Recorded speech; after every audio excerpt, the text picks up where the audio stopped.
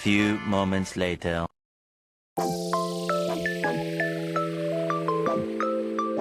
Halo, perkenalkan aku Hendrika Sampono dengan NPM 24540076, Prodi PGSD kelas 01.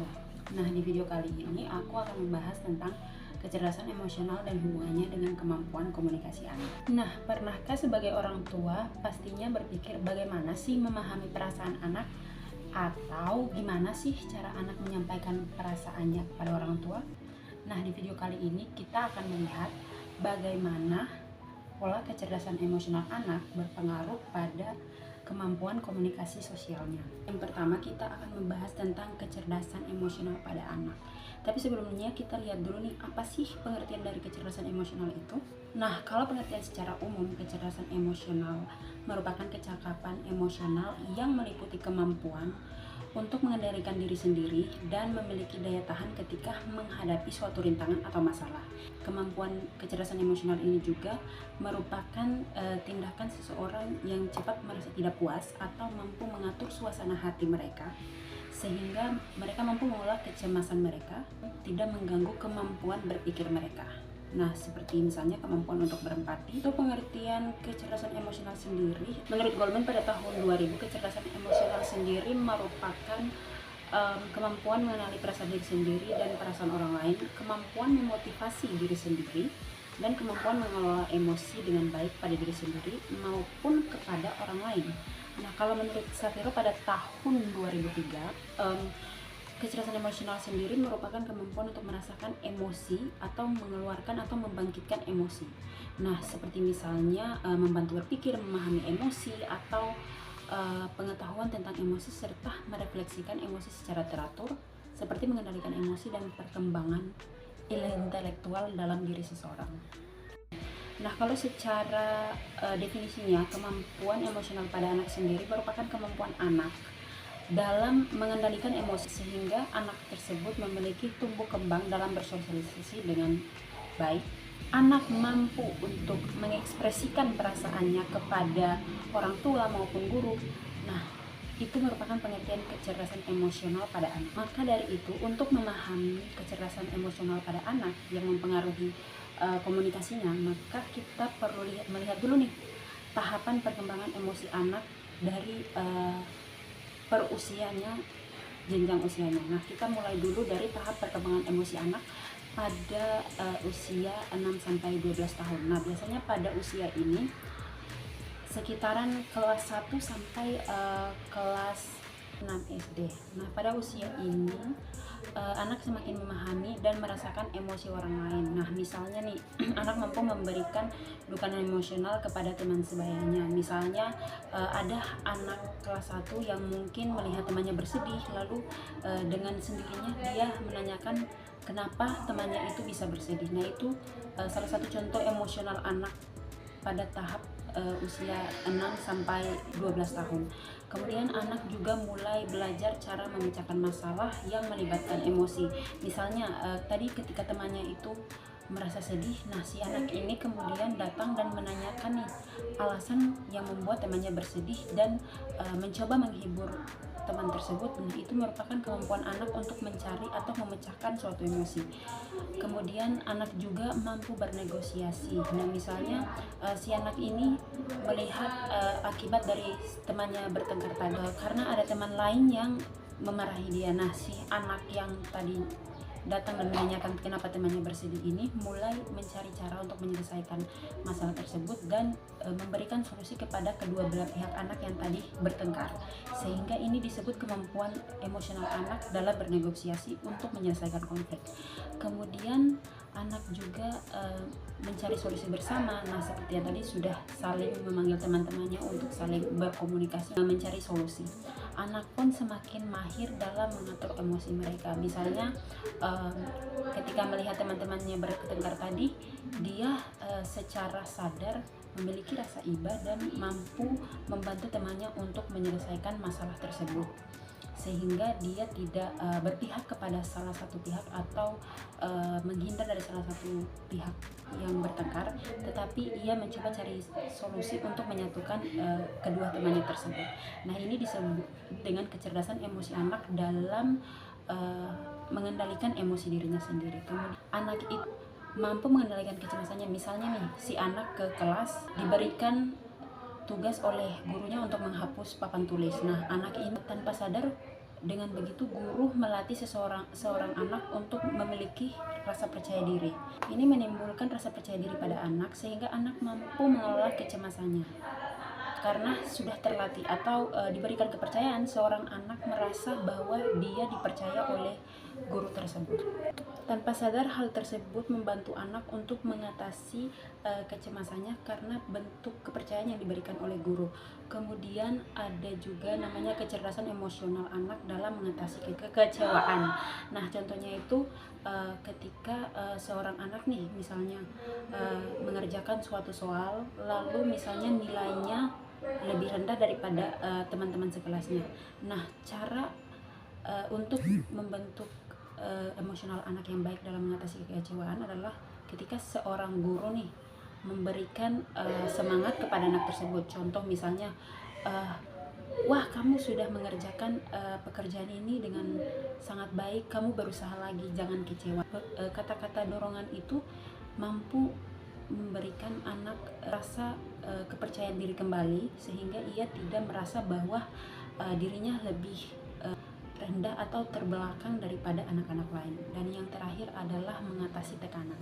Nah, untuk mengatasi tekanan emosional pada anak ini biasanya contohnya nih, guru memberikan tugas dari siswanya untuk misalnya memimpin ibadah untuk memulai pelajaran. Nah, siswa tersebut merasakan tekanan nih karena dia merasa takut salah atau misalnya merasa teman-temannya akan menertawainya. Nah, biasanya untuk mengendalikan emosi tekanan seperti ini, guru sebaiknya memberikan kepercayaan diri kepada anak.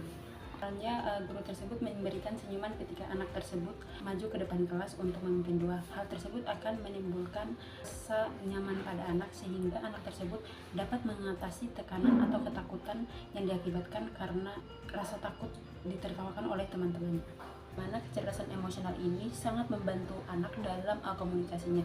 Yang pertama, kecerdasan emosional ini membantu anak untuk memahami emosi sendiri.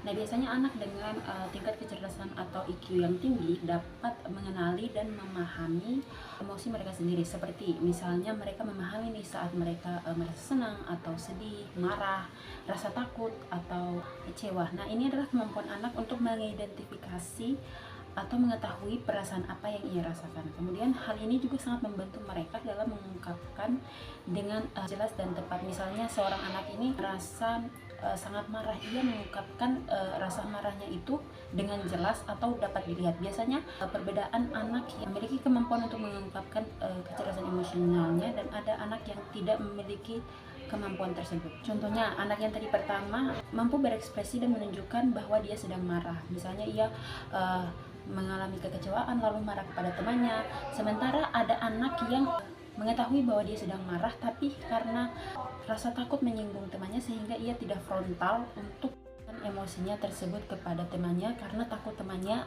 tersinggung atau merasa sedih akibat perkataannya. Kemudian yang kedua adalah kemampuan kecerdasan emosional juga membantu anak untuk memahami emosi orang lain. Misalnya anak dengan kecerdasan emosional atau IQ yang tinggi mampu memahami dan merasakan emosi orang lain seperti empati. Nah, hal ini sangat membantu mereka dalam bereaksi dengan tepat dan membangun hubungan yang sehat. Kemudian yang ketiga adalah kecerdasan emosional membantu anak untuk mengatur dan mengendalikan emosi. Nah, anak dengan IQ yang tinggi dapat mengatur dan mengendalikan emosi mereka, seperti menenangkan diri ketika marah atau menahan diri mereka ketika ingin berteriak dan bereaksi dengan tenang ketika menghadapi situasi sulit. Kemampuan ini sangat penting untuk komunikasi yang efektif dan terhindar dari konflik. Nah, biasanya anak-anak dengan kecerdasan emosional yang tinggi ini mengendalikan emosi mereka. Kemampuan berkomunikasi juga membantu anak dalam mengelola kecerdasan emosionalnya. Yang pertama itu mengekspresikan emosi dengan jelas. Nah, Anak yang mampu berkomunikasi dengan baik dapat mengekspresikan emosi mereka dengan kata-kata dan bukan hanya melalui tindakan atau perilaku. Hal ini sangat membantu orang tua dan juga orang dewasa dalam memahami perasaan mereka dan memberikan respon yang tepat.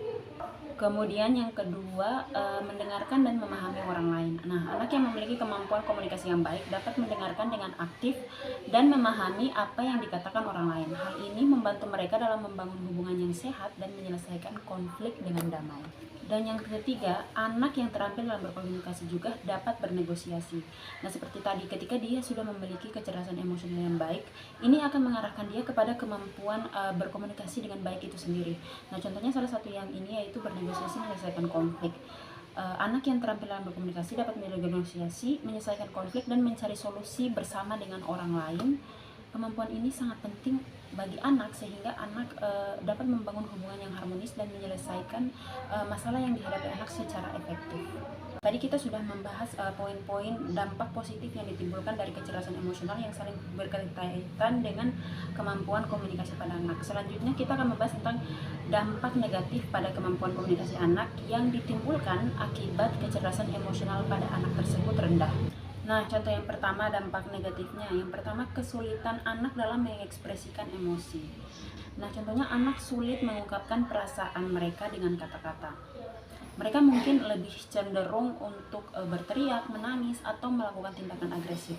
Nah, contohnya ada anak di kelas nih yang terlihat seperti memukul-mukul meja. Nah, itu adalah bentuk kecerdasan emosionalnya yang kurang sehingga ia mengekspresikannya dengan cara yang sulit dimengerti oleh orang tua maupun guru ataupun orang lain. Biasanya tindakan agresif ini mereka lakukan ketika mereka dalam perasaan merasa sedih atau marah ataupun takut.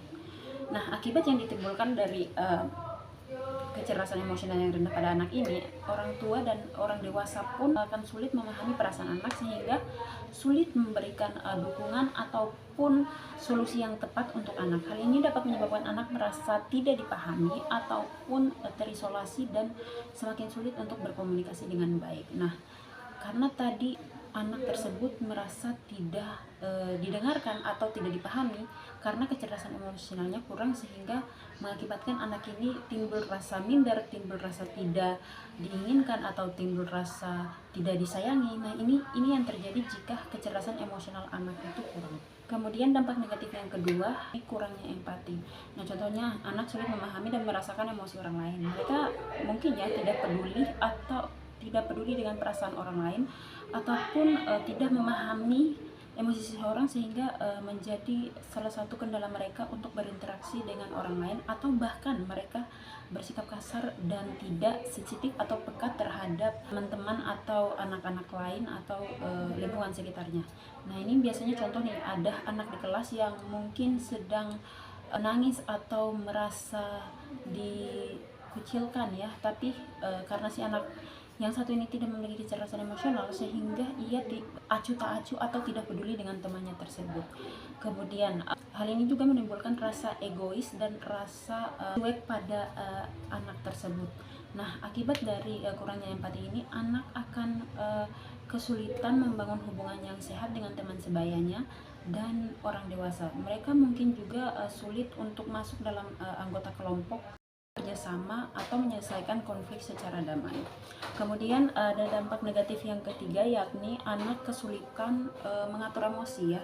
Contohnya anak mudah tersinggung, marah, atau frustasi ketika menghadapi suatu masalah ataupun kesulitan. Mereka mungkin sulit menenangkan diri ketika mereka merasa cemas atau takut dan cenderung meledak-ledak. Misalnya si anak ini nih sering mengeluh atau tidak ingin menyelesaikan masalah tetapi malah tidak ingin menyelesaikan masalah dan selalu mengeluh. Kemudian akibatnya nih, anak sulit berkonsentrasi, sulit belajar, dan juga sulit berinteraksi dengan orang lain secara positif. Mereka mungkin sering terlibat dalam konflik atau mendapatkan teguran atau bahkan dijauhi teman-temannya. Nah, mungkin karena ini atau biasanya teman-temannya merasa dia adalah beban karena tidak ingin menyelesaikan masalah namun selalu berkeluh kesah. Nah, kemudian yang keempat juga ada kesulitan berkomunikasi secara efektif. Contohnya nih, anak mungkin kesulitan yang berkomunikasi dengan jelas, menyampaikan pesan dengan tepat, dengan aktif. Mereka mungkin mudah terdistraksi atau mudah terkecoh sulit fokus pada suatu percakapan, sulit menerima sebuah informasi, atau tidak bisa memperhatikan bahasa tubuh dari orang lain. Ini akibatnya ketika anak memiliki kecerdasan emosional yang kurang, sehingga komunikasinya ini cukup sulit. Nah, salah satu contohnya dari dampak negatif ini adalah anak kesulitan untuk menerima instruksi. Tersebut sulit menerima informasi atau perintah dari guru tersebut. Nah, ini yang terjadi jika anak tidak memiliki kemampuan komunikasi yang baik, sehingga ia pun juga sulit atau enggan menanyakan bantuan ataupun berkolaborasi dalam kelompok untuk menyelesaikan masalah yang dia hadapi.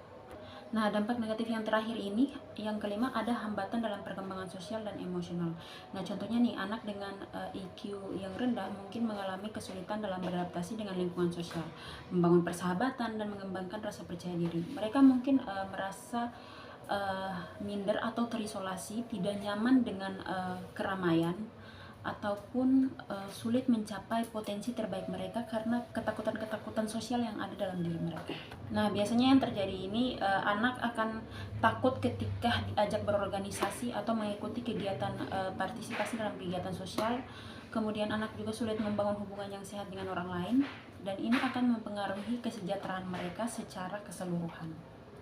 Nah, baik, tadi kita sudah membahas nih tentang hal positif dan negatif yang diakibatkan dari kecerdasan emosional yang rendah pada anak, sehingga berpengaruh pada skill komunikasi pada anak tersebut. Nah, yang terakhir ini, apa sih hal-hal yang perlu diperhatikan oleh orang tua dan guru sehingga anak dapat mengembangkan kecerdasan emosionalnya agar kemampuan komunikasinya pun lebih baik. Nah, ini ada beberapa hal yang bisa dilakukan oleh orang tua dan guru untuk memperhatikan kecerdasan emosional anak. Yang pertama, membangun ikatan emosional yang kuat. Nah, contohnya, berikanlah perhatian yang penuh pada anak. Dedikasikan waktu berkualitas untuk bermain, bercerita, atau sekedar berbincang dengan anak. Berikan perhatian penuh tanpa gangguan sehingga anak merasa dicintai, dihargai, dan didengarkan. Lalu tunjukkan kasih sayang, berikan pelukan, pujian, ciuman, dan kata-kata penyayang secara teratur. Sentuhan fisik dan ungkapan verbal juga membantu anak merasa aman dan dicintai. Hal-hal ini sangat penting untuk perkembangan kecerdasan emosional anak tersebut. Dan yang kedua, berempati dan validasi perasaan. Ketika anak mengungkapkan perasaannya, sebaiknya didengarkan dengan saksama dan berusaha untuk memahami perspektif dari mereka. Validasikan perasaan mereka dengan mengatakan misalnya, ya, ibu mengerti kamu merasa sedih karena ini misalnya, atau ibu tahu kamu marah karena ini, sehingga anak merasa bahwa kata-kata mereka benar-benar didengarkan oleh orang tua maupun guru. Kemudian yang kedua, ajarkan anak mengenali dan menamai emosi. Nah, contohnya, tunjukkan bagaimana orang tua ataupun guru mengenali dan menamai emosi anak tersebut. Misalnya, katakan, saya merasa senang karena hari ini akan pergi ke taman, atau saya merasa sedih karena hari ini kucing kesayanganku sakit. Nah, gunakan buku cerita ataupun gambar. Ada banyak buku cerita dan gambar yang menggambarkan berbagai emosi. Gunakan media-media ini untuk mengajarkan anak tentang berbagai emosi dan cara mengekspresikannya. Kemudian buat juga mainkan permainan peran atau simulasi dapat membantu anak belajar mengenali dan mengekspresikan berbagai emosi. Misalnya, bermainlah permainan apa yang anak rasakan. Misalnya, anak merasa senang, dia bermain. Anjurkan kepada hobi-hobi, misalnya anak bermain bola ataupun menggambar. Ini akan membantu anak untuk mengendalikan dan mengelola emosinya secara positif, ataupun memberikan cerita-cerita yang lucu atau dan membantu mengelola emosi mereka dengan baik. Nah, yang ketiga, ada nih tips yang ketiga, mengajarkan anak mengatur emosi. Ajarkan teknik relaksasi, ajarkan anak teknik pernapasan dalam meditasi sederhana atau latihan relaksasi otot untuk menenangkan diri ketika mereka merasa marah atau cemas. Berikan pilihan kepada anak ketika anak merasa frustasi atau marah. Berikan mereka pilihan untuk menenangkan diri. Misalnya, guru mengatakan, oh, kamu boleh memilih untuk duduk tenang di sini, atau oh ya, kamu boleh pergi ke kamarmu untuk menenangkan diri. Nah, ini akan membantu anak sehingga mereka akan mengingat pesan dari orang tua. Mereka merasakan Sehingga ketika mereka merasakan marah, mereka akan pergi ke tempat yang tenang untuk mengendalikan emosinya terlebih dahulu. Berlatih kontrol diri. Ajarkan pula anak cara mengendalikan impuls mereka, seperti menahan diri untuk tidak memukul ketika marah atau menunda kepuasan ketika menginginkan sesuatu. Kemudian tips yang berikut, membangun keterampilan komunikasi yang baik. Berlatih komunikasi yang asertif. Ajarkan anak cara mengungkapkan kebutuhan dan perasaan mereka dengan jelas dan sopan. Ajarkan anak untuk meminta suatu barang atau meminta suatu keinginan kepada orang tua dengan kalimat yang sopan. Kemudian dorong anak untuk bertanya. Ajarkan anak untuk bertanya ketika mereka tidak paham akan sesuatu hal atau informasi atau membutuhkan bantuan dari orang lain. Lalu latih keterampilan mereka untuk mendengarkan. Ajarkan anak untuk mendengarkan dengan aktif, memperhatikan bahasa mereka ataupun bahasa tubuh dan ekspresi wajah dari orang lain, dan memberikan respon yang tepat sehingga tidak menyinggung orang lain. Nah, dan tips yang terakhir nih, yang kelima, ciptakan lingkungan yang mendukung. Berikan contoh yang baik. Anak-anak itu selalu belajar dengan meniru orang dewasa. Tunjukkan perilaku yang baik dalam berkomunikasi, seperti menunjukkan empati dan mengendalikan emosi. Kemudian dorong anak untuk berinteraksi. Ciptakan kesempatan bagi anak untuk berinteraksi dengan teman sebaya, keluarga, dan juga orang dewasa. Hargai mereka ketika mereka berbicara. Hindari hukuman fisik. Pukulan ataupun hukuman fisik dapat merusak IQ anak dan membuat mereka merasa takut untuk berkomunikasi karena konsekuensi yang akan mereka hadapi. Nah, baik, mungkin segitu saja materi tentang kecerdasan emosional yang mempengaruhi komunikasi sosial pada anak. Maka dapat disimpulkan bahwa kecerdasan emosional ini merupakan kemampuan komunikasi yang saling melengkapi dan memperkuat satu sama lain. Dengan mengembangkan kedua aspek ini, anak tentunya dapat membangun hubungan yang sehat, berkomunikasi dengan efektif, dan mencapai potensi terbaik mereka. Maka dari itu diperlukan perhatian orang tua dan guru untuk memperhatikan dan mendukung pembentukan kecerdasan emosional mereka. Penting diperhatikan bahwa perkembangan emosional setiap anak berbeda. Beberapa anak mungkin berkembang lebih cepat daripada yang lain. Lingkungan dan pengalaman sangat memengaruhi perkembangan emosional mereka. Orang tua dan pendidik memiliki peran penting dalam membantu anak mengembangkan IQ mereka. Membangun IQ dan kemampuan komunikasi anak membutuhkan kesabaran dan juga konsistensi. Nah, dengan menerapkan hal-hal yang tadi, tips-tips yang tadi sudah saya terangkan, semoga dapat membantu orang tua dan para guru untuk lebih mudah dan lebih paham tentang bagaimana mengendalikan kecerdasan emosional anak tersebut. Mungkin sekian video materi kali ini. Sampai jumpa di materi-materi selanjutnya. Terima kasih.